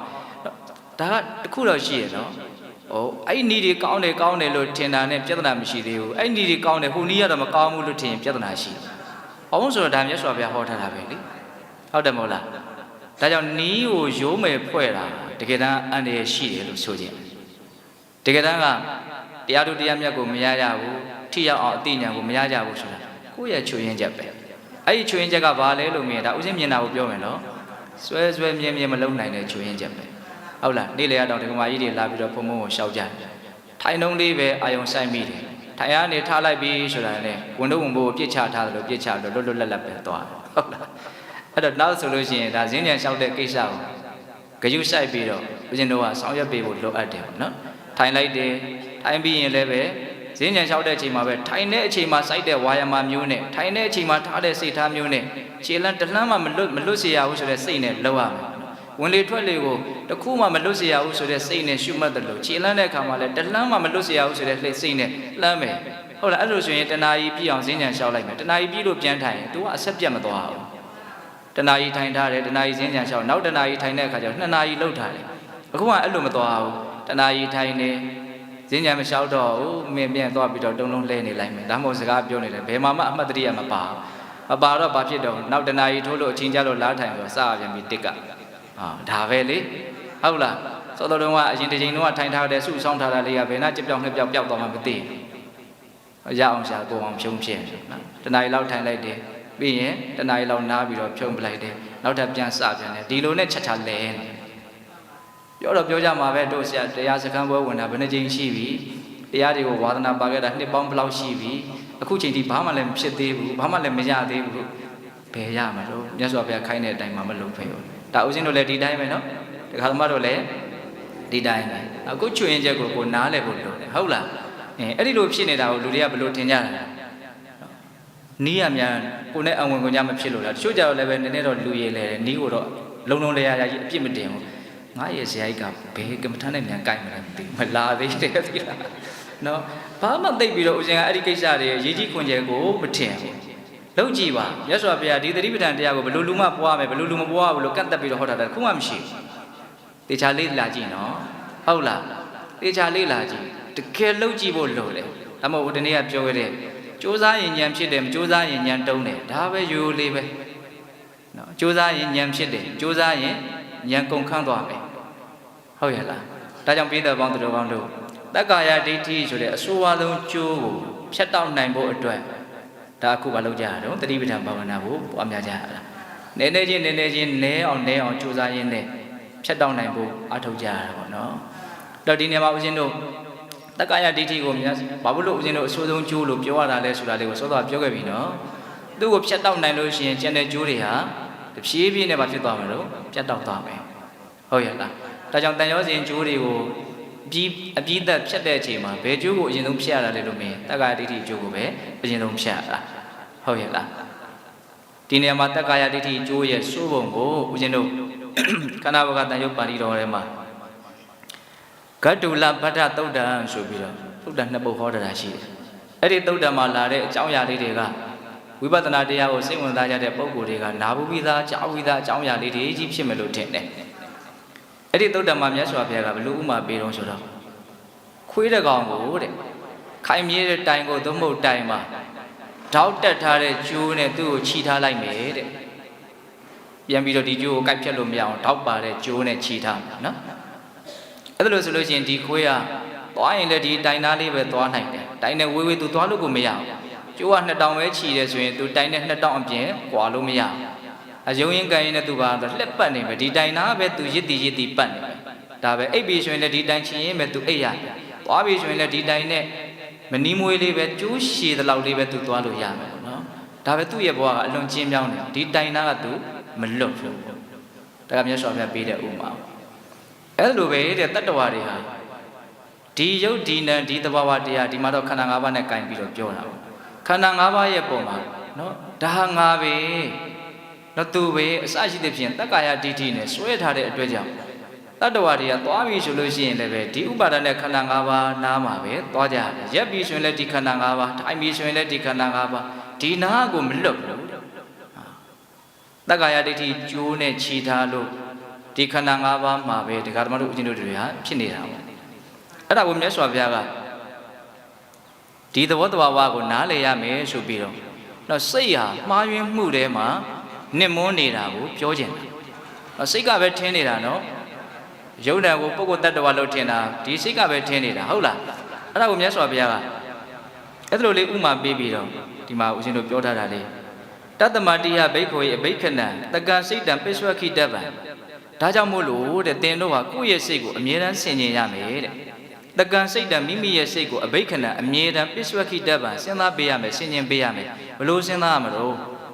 ဒီဃရတ္တမိတံစိတ်တံတက္ကိလိဋ္ဌာရာဂိနာဒေါသေနာမောဟိနာဟောဣဒံစိတ်တံဟောဒီငါရဲ့စိတ်ကိုဒီဃရတ္တရှင်မြတ်လှစွာသောကာလပတ်လုံးနော်ရာဂိနာဒေါသေနာမောဟိနာယာကဒေါသမောဟတရားတွေကနော်တန်ကိလိဋ္ဌာညင်နွမ်းအောင်လှုပ်ထားတယ်လို့အဲ့လိုဆင်ခြင်ရမယ်ငါရဲ့စိတ်ဟာအလွန်ကြာမြင့်စွာသောကာလကနေဒီကနေ့တိုင်အောင်ဇာကဒေါသမောဟတို့ကြောင့်ညှဉ်းနှွမ်းနေရတယ်လို့အဲ့လိုအမြဲတမ်းဆင်ခြင်ဒီနှစ်ခုကိုဆက်တက်ဖို့လိုတယ်နော်တိုင်မှာတောင်းနဲ့ခြိထားတဲ့ခွေးတစ်ကောင်ဟာဒီတိုင်သားမှာပဲသွားရတယ်လာရတယ်လှက်ပတ်ပြီးတော့ဒီတိုင်သားမှာပဲအေးရအဲ့လိုပဲခန္ဓာ၅ပါးရဲ့ပုံမှာအမှန်မမြင်နိုင်မဲနဲ့ပုဂ္ဂိုလ်တ attva လို့ထင်နေတဲ့ဒီတက္ကာဒိဋ္ဌိရှိနေသေးသမျှဖြစ်နေသမျှဒီတ attva တွေဟာဒီခန္ဓာ၅ပါးမှာပဲအကျုံးဝင်ပြီးတော့ဒီဒုက္ခဆက်ပြီးတော့ဖြစ်နေတယ်ဟုတ်လားအဲ့ဒါကိုမြတ်စွာဘုရားဆက်ပြီးတော့အခုပြောတဲ့စကားလေးကိုဆက်တက်ဖို့လိုတယ်နော်ဒါကြောင့်ဘလို့စဉ်းစားရမလဲကိုယ်စိတ်အမြဲတမ်းဆင်ခြင်ရမယ်ငါစိတ်ဟာအလွန်ကြာမြင့်လာတဲ့ကာလကနေဒီကနေ့တိုင်အောင်ညှဉ်းနှွမ်းနေတယ်ဘာကြောင့်ညှဉ်းနှွမ်းတာတော့ယာကဒေါသမောဟတို့ကြောင့်ညှဉ်းနှွမ်းနေတယ်နော်ဆွဲမဲ့မှုမကျေနပ်မှုအမှတ်မသိမှုနော်သူတို့သုံးမျိုးကိုခေါင်းကောက်ပြီးတော့ဟောတယ်ဟုတ်လားဆွဲမဲ့မှုဆိုတဲ့ယာကစိတ်တိုင်းမကြမှုဆိုတဲ့ဒေါသအမှတ်မသိမှုလို့ဆိုတဲ့မောဟအဲ့ဒီယာကဒေါသမောဟတို့ကြောင့်ငါစိတ်ဟာကြာမြင့်လာဆိုသောကာလပတ်လုံးညှဉ်းနှွမ်းခဲ့ရတယ်ညှဉ်းနှွမ်းနေတယ်အဲ့ဒါလို့စဉ်းစားဆင်ခြင်ရမယ်လို့ပြောပြီးတော့မြတ်စွာဘုရားကဘယ်လိုလေးသုံးသပ်ပြတော့စိတ်တတံကိလေသာဘိက္ခွေတတ္တတံကိလေတံတိစိတ်တဝေါဒနာတတ္တဝိသုဇံတိယဟန်တို့တဲ့စိတ်ညစ်ညူးလို့သာတတ္တဝါတွေညစ်ညူးကြစိတ်စင်ကြယ်ရင်တတ္တဝါစင်ကြယ်တယ်တဲ့ဟောဒေသနာကရှုတော့ဥတီကျက်တစ်မျိုးလှည့်သွားပြန်ပြီနော်သေချာနာထောင်ဒါတစ်ဆက်တည်းဟောထားတာဟာပဲဟုတ်လား စိတ်တွေညှဉ်းနှံလို့သာတတ္တဝါညှဉ်းနှွမ်းရတယ်စိတ်တွေဖြူရှင်ရင်တတ္တဝါဖြူရှင်ရတယ်ဒါစိတ်ကဘာကြောင့်ညှဉ်းနှွမ်းတာတော့ဇာကဒေါသမောဟလို့တော့စိတ်ကိုညှဉ်းနှွမ်းအောင်လုပ်တဲ့အရာကို၃မျိုးဒီမှာမြတ်စွာဘုရားဟောတယ်ဟုတ်လားအဲ့ဒါဆက်ပြီးတော့မြတ်စွာဘုရားဥမာ2မျိုးထပ်ပေးပြန်တယ်ယဟန်တို့တဲ့လက်စွမ်းမြပကြီးကားတွေကိုမြင်ဘူးတယ်မဟုတ်လားတဲ့အလွန်စမ်းကြယ်စွာရေးဆွဲထားတဲ့ပကြီးကားဟုတ်လားအံ့ဩလို့မကုန်နိုင်လောက်အောင်စမ်းကြယ်လိုက်တာကြည်တန်းလှုပ်တက်လိုက်တာလို့ပြောရလောက်အောင်အရန်စမ်းကြယ်တဲ့ပကြီးကားပေါ့နော်အဲ့ဒီဘလောက်စမ်းကြယ်ပါလဲဆိုတဲ့ပကြီးကားပဲဖြစ်ဖြစ်အဲ့ဒါလည်းစိတ်နဲ့သာလည်းဖန်တီးထားတာဖြစ်တယ်တဲ့ဒါကြောင့်စိတ်ရဲ့စမ်းကြယ်မှုကို तू လည်းမမှီဘူးတဲ့ဟုတ်လားဒါကြောင့်ငါရဲ့စိတ်ဟာအချိန်ကာလကြာမြင့်စွာယာဂဒေါသမောဟတို့ကြောင့်ညှဉ်းနှွမ်းခဲ့ရတယ်လို့ဆင်ခြင်ပြီးတော့စိတ်ကိုဖြူရှင်အောင်လုပ်ရမယ်စိတ်ကိုတန်ရှင်းအောင်လုပ်ရမယ်စိတ်ညှဉ်းနှွမ်းရင်တတ္တဝါညှဉ်းနှွမ်းတယ်စိတ်စင်ကြယ်ရင်တတ္တဝါစင်ကြယ်တယ်နောက်တစ်ချက်ထပ်ပြီးတော့ဥမာပေးတယ်ယဟန်တို့တဲ့တိရစ္ဆာန်တွေရဲ့ခန္ဓာအစုဟာအယံစမ်းကြယ်တယ်တဲ့လက်စွမ်းပြပကြီးကားတဲ့တိရစ္ဆာန်လေးတွေရဲ့ခန္ဓာဘဝကပို့ပြီးတော့စမ်းကြယ်တယ်ဟုတ်တယ်တချို့ငှက်ကလေးတွေဆိုရင်အယောင်ကမျိုးစုံဘယ်လိုလုပ်မြန်ဖြစ်နေလဲလို့နော်စဉ်းစားလို့ရနော်နှုတ်သီးပါတယ်ပြန်နိုင်တယ်သွားလဲသွားနိုင်တယ်အမျိုးမျိုးပဲလေတရားဝါတွေထဲမှာတိရစ္ဆာန်စမ်းကြယ်တုံးလို့မြတ်စွာဘုရားဟောတယ်ဟုတ်လားအဲ့တိရစ္ဆာန်ဘာလို့စမ်းကြယ်တာတော့စမ်းကြယ်တဲ့တိရစ္ဆာန်ဘဝဘာလို့ရတာတော့ဘာလို့ဖြစ်တာဆိုပြုခဲ့တဲ့ကံစမ်းကြယ်လို့ဟောစမ်းကြယ်အဲ့ဒီကံကဘာလို့စမ်းကြယ်ဆိုစိတ်စမ်းကြယ်လို့ဒါနဲ့ကံစမ်းကြယ်ဟုတ်လားအဲ့ဒါကိုလည်းမြတ်စွာဘုရားလူရင်းလေးပြောတယ်တိရစ္ဆာန်တွေကအလွန်စမ်းကြယ်တယ်တဲ့အဲ့ဒီစမ်းကြယ်ပါတယ်ဆိုတဲ့တိရစ္ဆာန်လည်းပဲစိတ်စမ်းကြယ်လို့ဒါရင်စမ်းကြယ်တဲ့ဘဝကိုရကြတာဒါကြောင့်စိတ်ရဲ့စမ်းကြယ်မှုကိုတော့မမှီဘူးတဲ့ဆိုလိုတာကဒါဥစဉ်ကဒီဒေသနာလေးကိုဖတ်ပြီးတော့စိတ်ထဲမှာနားလည်မိတာလေးတစ်ခုကဒီစိတ်ကပဲမှားနေတာဒီစိတ်ကပဲပြဿနာရှားနေတာဒီစိတ်ကြောင့်ပဲဒုက္ခရောက်နေတာဒါကိုပြောခြင်းဒါကြောင့်ကိုယ်စိတ်ကိုတဲ့အောင်မှန်အောင်ကြိုးပမ်းအားထုတ်ရမယ်ဆိုတာလေးကိုပြောခြင်းဟုတ်လားဒါကြောင့်စိတ်ညစ်ညူးရင်တတ္တဝါညစ်ညူးရတယ်စိတ်စင်ကြယ်ရင်တတ္တဝါစင်ကြယ်တယ်အဲ့တော့ဒီစိတ်ကိုညစ်ညူးအောင်လုပ်တာကဘာလို့လဲယာဂဒေါသမောဟပဲအဲ့တော့စိတ်ကိုဒီယာဂဒေါသမောဟကင်းကွာအောင်လုပ်နိုင်မယ်ဆိုရင်လည်းပဲဒီစိတ်ကဖြူရှင်းပြီးတော့အမှန်မြင်ပြီးတော့ဩဒါတွေဟာတဘာဝတရားတွေပဲပုဂ္ဂိုလ်တတ္တဝါမဟုတ်ပါလားဆိုတဲ့တက္ကာယဒိဋ္ဌိဆိုတဲ့အညစ်အကြေးကိုရှင်းကျိုးနိုင်တဲ့အနေအထားကိုလည်းအများကြီးအထောက်အကူပြုလိုက်မယ်ဆိုတာကိုနားလည်ဖို့လိုတယ်ဒါဥစဉ်စဉ်းစားကြည့်တာပေါ့နော်စိတ်ပေါ်မှာအဓိကမူတည်နေတယ်ဆိုတာလေးကိုစိတ်ကိုအဓိကထားပြီးတော့ပြောနေတာမြတ်စွာဘုရားဟုတ်လားဒါကြောင့်ဦးဇင်းတို့ပြည်သက်ပေါင်းတော်အောင်တို့ကျိုးဆယ်ကြောင်းထဲမှာဘယ်ကျိုးဟာခိုင်မြဲဆုံးလဲတနည်းအားဖြင့်အဆိုးဝါးဆုံးလဲလို့မေးရင်တက္ကာယဒိဋ္ဌိပဲသူ့ကိုကင်နိုင်လို့ရှိရင်ကျန်တာတွေကိုကင်တွေ့ပြီးသားဖြစ်မယ်ဆိုတာတွေကိုရိုးရိုးလေးနားလည်စေချင်တယ်နော်ဒါကြောင့်သူ့ကိုဦးဇင်းတို့နိုင်အောင်ကင်ဖို့တနည်းအားဖြင့်သူ့ကိုဖြတ်တောက်အောင်ကြိုးစားဖို့အထုတ်တဲ့နေရာမှာလည်းပဲနိမန်လမ်းမှာဘယ်နည်းနဲ့အထုတ်မလဲလို့မေးရင်ဒီသတိပဋ္ဌာန်ဘာဝနာတရားပဲရှိတယ်ဒါကြောင့်မြတ်စွာဘုရားကဧကာယနာဆိုတဲ့အသုံးနှုန်းလေးနဲ့ဟောတာကိုလုံနေတဲ့အလုပ်ရဲ့တန်ဖိုးကိုနားလည်ဖို့လိုတယ်နော်ဘယ်နည်းဖြစ်ဖြစ်မြတ်စွာဘုရားဟောထားတာအကုန်လုံးကတကယ်တမ်းကတရားလူတရားမြတ်ရတယ်ဆိုတာဘဝခန္ဓာရဲ့အကြောင်းကိုသစ္စာဆိုင်အောင်သိတဲ့အသိကိုဆိုလိုတာတဘဝခန္ဓာရဲ့အကြောင်းကိုသစ္စာဆိုင်အောင်အမှန်သိအောင်သိကျင်တယ်ဆိုရင်ဒီဘဝခန္ဓာရဲ့ပုံမှာပဲအမှန်သိနေအောင်ကြိုးစားကြရမှာဒါပဲရှိတယ်ဟုတ်လားစဉ်းစားဒါကြောင့်နီးနဲ့ပတ်သက်ပြီးတော့စိတ်ထဲမှာဇဝေဇဝါတွေမဖြစ်စေခြင်းဘူးပေါ့နော်ဒါကြောင့်မို့လို့အခုဒီမှာတက္ကာယဒိဋ္ဌိနဲ့ပတ်သက်ပြီးတော့ရှင်းအောင်လင်းအောင်ကြိုးစားအထောက်တဲ့နေရာမှာဒီသတိပဋ္ဌာန်ဘာဝနာတရားတစ်ခုပဲရှိတယ်ဆိုတာလေးကိုနားလည်စေနေတာဒါကြောင့်ဧကာယနာပြောလက်စစကားလေးကအဲ့ဒီနော်ဧကာယနာဆိုတဲ့စကားလုံးနဲ့ဟောတာဧကာယနာဆိုတာဘာလဲတကြောင်ဒီသောလမ်းလို့ပြောတာနော်ဒါမဟာသတိပဋ္ဌာန်သုတ်တန်ကြီးမှာအဲ့ဒီစကားလုံးကစပြီးတော့ဟောတာပဲဧကာယနောယံဘိက္ခဝေမဂောတတ္တနာဝိတုဒ္ဓိယဧကာယနောဆိုတဲ့စကားလုံးလေးကစပြီးတော့ဟောတာတတိပဋ္ဌာန်တရား၄ပါးဟာတတ္တဝါတွေရဲ့စိတ်သက်ဖြူစင်ဖို့အတွက်ရှောင်လန်းရမယ်တကြောင်ဒီသောလမ်းဖြစ်တယ်သောကပရိဒေဝနဲ့သမတိကမာယစိုးရိမ်မှုသောကနဲ့ငိုကြွေးမှုပရိဒေဝကိုကြော်လွှားတတ်နိုင်ဖို့အတွက်ရှောင်လန်းရမယ်တကြောင်ဒီသောလမ်းဖြစ်တယ်ဒုက္ခဒေါမနတနဲ့အဋ္ဌင်ကမာယကိုယ်ဆင်းရဲခြင်းဒုက္ခနဲ့စိတ်ဆင်းရဲခြင်းဒေါမနတတရားတို့ချုပ်ငြိမ်းသွားစေရန်အတွက်ရှောင်လန်းရမယ်တကြောင်ဒီသောလမ်းဖြစ်တယ်ညာယတ္တဓိကမာယနိဗ္ဗာန်တသစ္စိကရိယာယဉာဏ်အစဉ်စဉ်မြင့်ပြီးတော့မဲ့ဉာဏ်ပူဉာဏ်နဲ့နိဗ္ဗာန်ချမ်းသာကိုမျက်မှောက်ပြုနိုင်ဖို့အတွက်ရှောင်လန်းကြရမယ်တကြောင်ဒီသောလမ်းဖြစ်တယ်အဲ့ဒီတကြောင်ဒီသောလမ်းဆိုတာလို့စဉ်းစားလမ်းကတကြောင်လေးရှိတာဆိုတော့ဒီလမ်းကိုရှောင်ရင်လမ်းခွဲတွေနဲ့ဒီပြင်နေရာတွေများရှောက်ရောက်သွားမှလားလို့တွေးကြမရှိဘူးဒါနိဗ္ဗာန်ကိုမျက်မှောက်ပြုဖို့အတွက်ဒီတကြောင်ပဲရှိဒါမျက်စိလေစရာလည်းမလိုဘူးဘေးကိုလမ်းခွဲမရှိတဲ့အတွက်ကြောင့်တနေရာရောက်သွားမှလို့လည်းပူစရာမလိုဘူး တနည်းအားဖြင့်ဒီလမ်းကိုရှောင်ရင်ဆိုင်မြိုက်မြိုက်ကိုပဲနိဗ္ဗာန်ချမ်းသာတွေကိုဆက်ရောက်သွားလိမ့်မယ်တခြားဘယ်ကိုမှရောက်သွားမဲ့လမ်းမဟုတ်ဟုတ်ရဲ့လားတနည်းအားဖြင့်နိဗ္ဗာန်ချမ်းသာကိုရကြရင်လည်းလမ်းကဒီတလမ်းပဲရှိတဲ့အတွက်ကြောင့်ဒီတလမ်းကိုပဲရှောင်ရမယ်နော်ဒါကြောင့်မဲခင်၈ပါးကိုကျင့်သုံးရတယ်ဆိုတာလေတကယ်တမ်းကတတိပဋ္ဌာန်ဘာဝနာကိုကျင့်သုံးရတာကိုပဲမဲခင်၈ပါးကျင့်တယ်လို့ဆိုတာပါပဲတကယ်လက်တွေ့မှာတတိပဋ္ဌာန်ဘာဝနာကိုကျင့်ကြရတာဟုတ်ရဲ့လားဒါကြောင့်ဦးဇင်းတို့ပိဋကပေါင်းသူတော်ကောင်းတို့ကိုကျင့်သုံးနေတဲ့ဒီအကျင့်မြတ်ဟာမြတ်စွာဘုရားချမှတ်ပေးခဲ့တဲ့ကြောင့်ဒီသောလမ်းဖြစ်တယ်ဆိုတာလေးကိုနားလည်ကြရမှာနော်ဒါဒီကနေ့တန်ရောစဉ်ဆိုတဲ့နောက်ဒီစကားလုံးလေးနဲ့ပတ်သက်ပြီးတော့ပြောလိုက်တဲ့စကားတွေကိုမနှဲပါဘူးနော်တဏှာကြီးထိုးတော့မယ်ဟုတ်လားတော့ပြောခဲ့တာတွေအကုန်လုံးပြန်ပြီးတော့နှိမ့်ထုတ်ကြည့်မယ်နော်တန်နဲ့လှုပ်ထားတဲ့တက်သားနဲ့လှုပ်ထားတဲ့ကျိုးနဲ့လှုပ်ထားတဲ့အနှောင်ဖွဲ့တွေကိုခိုင်မြဲတဲ့အနှောင်ဖွဲ့လို့ဉာဏ်ရှိတဲ့လူတွေကမဆိုကြဘူးနော်အချင်းချင်းငက်ကွက်မှုမကင်းမဲနဲ့ဖြစ်နေကြတဲ့တန်ရောစဉ်အနှောင်ဖွဲ့ကိုသာလေပညာရှိတဲ့လူတွေကခိုင်မြဲတဲ့အနှောင်ဖွဲ့လို့ဆိုကြတယ်အဲ့ဒီအနှောင်ဖွဲ့ကရော့နေတယ်လို့ထင်ရပေမဲ့လို့ဖြေဖို့အလွန်ခက်တယ်ဟုတ်လားဒါကြောင့်ဉာဏ်ရှိတဲ့လူတွေဟာကာမဒုက္ခကိုပယ်ရှားပြီးတော့ငက်ကွက်မှုမရှိဘဲနဲ့အဲ့ဒီအနှောင်ဖွဲ့တွေကိုဖြတ်တောက်ပြီးတော့ယဟန်ပြုနိုင်ကြတယ်ဒါကပထမပိုင်းမှာပြောခဲ့တဲ့တန်ရောစဉ်ရဲ့နောက်စွမ်းရည်တန်ရောစဉ်ရဲ့သဘောတဘာဝနော်အဲ့ဒီတန်ရောစဉ်ကဘယ်နှပါးရှိတော့10ပါးရှိတယ်နော်ဒိဋ္ဌိရဲ့ဝိသိကိစ္စရဲ့သီလပတ္တပရမတ္တရဲ့ကာမိစန္ဒရဲ့ပြဘာရရဲ့ဆိုပြီးတော့အောက်ဆွဲကျိုး၅ကြောင်းဟုတ်လားရူပယာကရဲ့အရူပယာကရဲ့